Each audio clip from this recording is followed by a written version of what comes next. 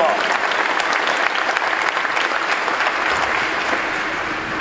Fred, you forgot to say, Air Force One brought me out here to California. And Laura and I are glad we came. Thanks for the warm welcome.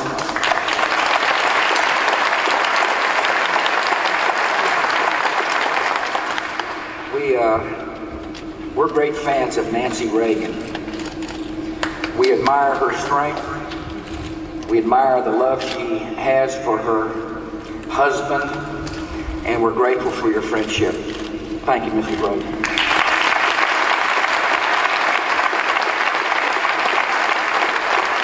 And I appreciate the invitation to come back to the Ronald Reagan Presidential Library. And I'm proud to stand in this magnificent pavilion that is now home to a celebrated symbol of democracy and freedom. You know, across this nation, Americans can visit many great memorials to the cause of liberty. From a statue in a busy harbor whose arm carries high the flame of freedom, to a quiet field in Arlington filled with rows of white tombstones, to a mountainside in the heartland carved with the images of America's great leaders. Each evokes a sense of awe and wonder.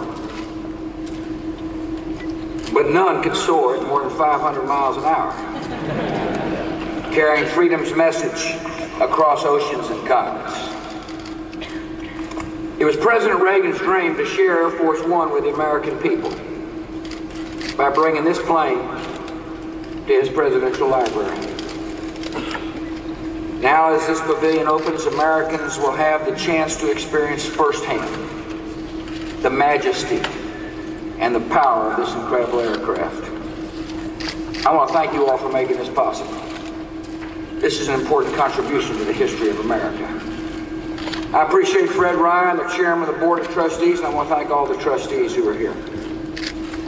I thank Duke Blackwood, the executive director. I appreciate Rob Zuka. He happens to be the Air Force One project specialist, the guy who got the work done. Traveling with me today is Colonel Mark Tillman. Fred mentioned the flight into Baghdad. He was the pilot flying me into Baghdad. I've always found it's a good thing to praise your pilot.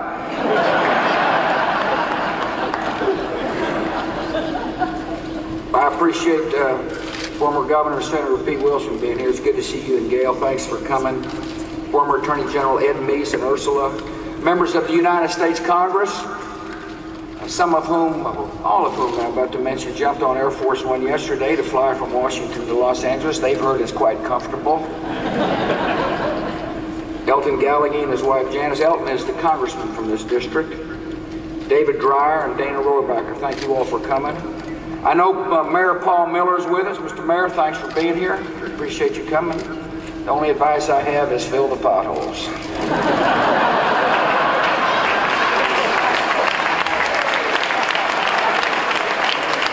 proud that the Archivist of the United States, Alan Weinstein, is with us, as well as Acting Secretary of the Air Force, Pete Guerin. But most of all, thanks for inviting Laura and me to be here. There is no single aircraft called Air Force One. That call sign belongs to any Air Force plane when the Commander-in-Chief is on board. And this particular plane, tail number 27,000, wore the name of Air Force One 445 times. Over 28 years in service to 7 American presidents, starting with Richard Nixon and ending with me. Of all the presidents that tail number 27,000 served, none used her more than President Ronald Reagan. It was 25 years ago this November that the American people sent Ronald Reagan to the White House for his first of 2 terms. Mrs. Reagan recalls their first time on board together, when this plane carried them from California to Washington, D.C. for the 1981 inaugural. As the president-elect attended to paperwork, Mrs. Reagan says she was busy writing letters to friends on Air Force One stationery that said this: Look at me, I'm flying on Air Force One. In all of the flights that followed, Nancy was always on the president's mind. Aides recall that whenever he traveled alone, President Reagan would bow his head in silence before each takeoff.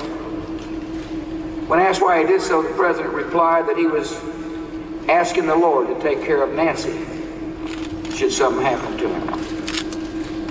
During his 8 years in office, this plane carried our 40th president on 211 missions, logging more than 630,000 miles in the air. The plane brought President Reagan to London, where he declared to the world that freedom and democracy would leave communism on the ash heap of history.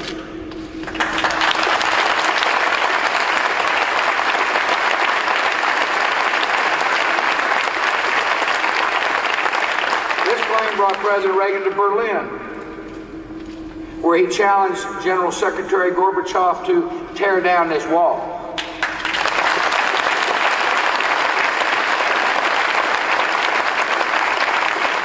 And this plane brought President Reagan to Moscow, where he stood beneath a giant bust of Lenin and told the students at Moscow State University that the future belongs to freedom. No matter how many hours he spent in the air, President Reagan never lost his sense of humor. One of his favorite pastimes on board Air Force One was prowling the staff cabin with a White House photographer in tow, looking for somebody who was asleep. He would pose next to the unknown victim and then send them a signed picture when they got home. One day, Secretary of State George Shultz received a photo of himself asleep with his mouth wide open. As the president waved his arms in mock desperation, the inscription read, "George, wake up, the Soviets are coming." President and Mrs. Reagan flew this plane together for the last time on January the 20th, 1989, when it brought him back home to California. Now, 16 years later, this plane has found a home beneath the Pacific sky alongside the president she so ably served. It's appropriate that this symbol of American strength and resilience and optimism has come to rest at the library that bears Ronald Reagan's name. After all, it was President Reagan who always reminded us that when we set our eyes on the horizon, every day is morning in America. As Nancy Reagan has said, the Reagan Library is a place the sun will never set on the principles that Ronnie believed in so deeply. Ronald Reagan's principles started with an abiding belief in the power and in the appeal of liberty. He believed that freedom is the right of every man, woman, and child on earth.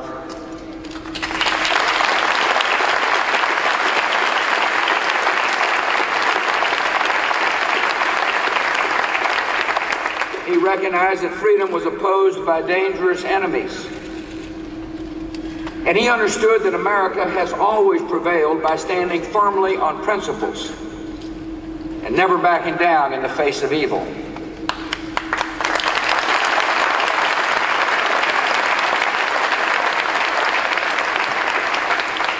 At the beginning of his presidency, Ronald Reagan declared that the years ahead would be great ones for the cause of freedom and the spread of civilization.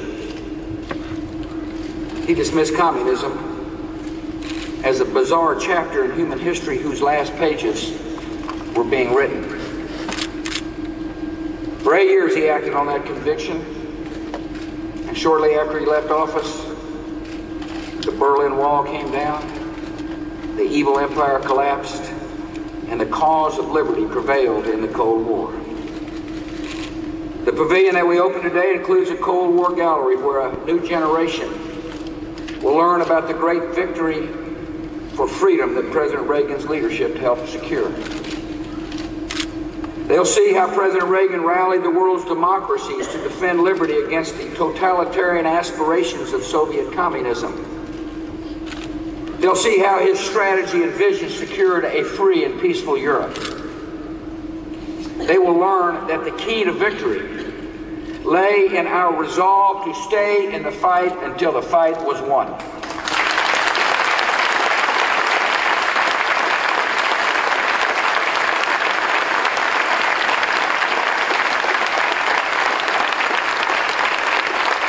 As President Reagan put it in his Westminster address, while our military strength is a prerequisite to peace, the ultimate determinant in the struggle will be not bombs and rockets, but a test of will and ideas, a trial of spiritual resolve, the values we hold, the beliefs we cherish, to which we are dedicated.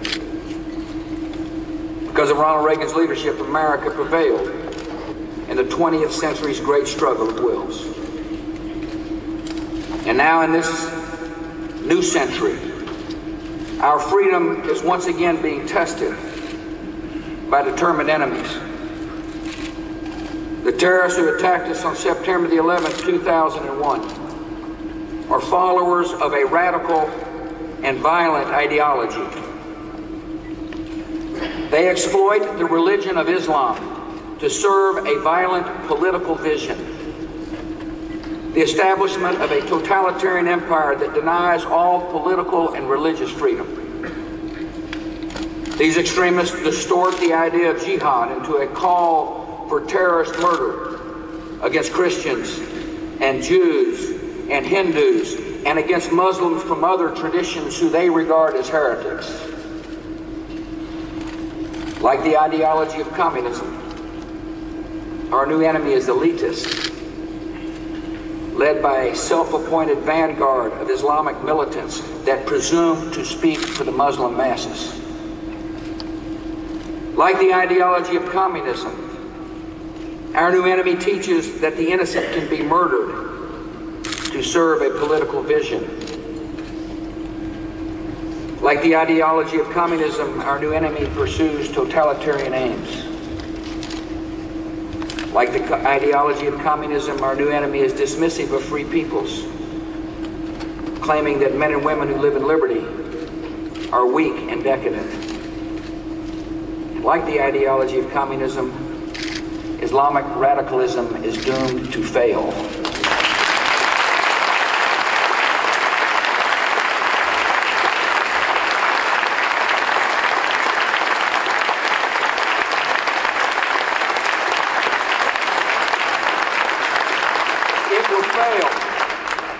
Because it undermines the freedom and creativity that make human progress possible and human society successful.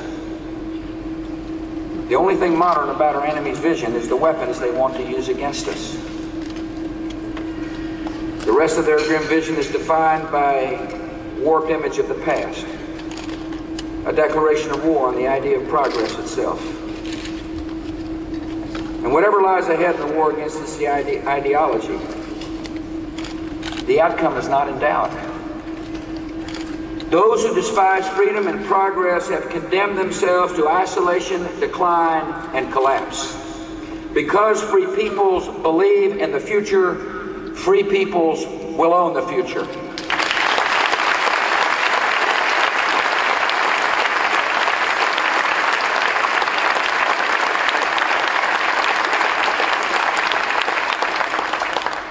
We didn't ask for this global struggle, but we are answering history's call with confidence and a comprehensive strategy. We're working to prevent the attacks of terrorist networks before they occur. We're determined to deny weapons of mass destruction to outlaw regimes and to their terrorist allies who would use them without hesitation. We're depriving radical groups of support and sanctuary from outlaw regimes. We're stopping the militants from gaining control of any nation, which they would use as a home base and a launching pad for terror. And we're draining the militants of future recruits by replacing hatred and resentment with democracy and hope and freedom across the broader Middle East.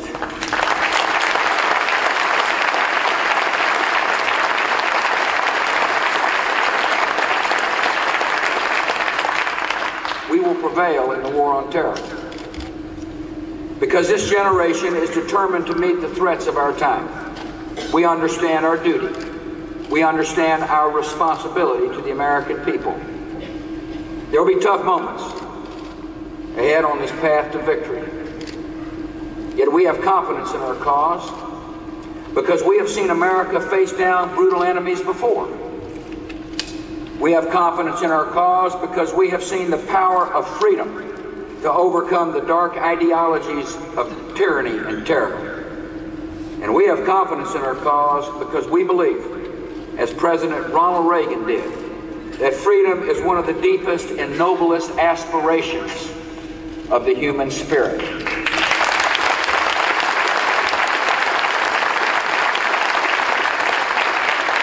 Thank you all for having us.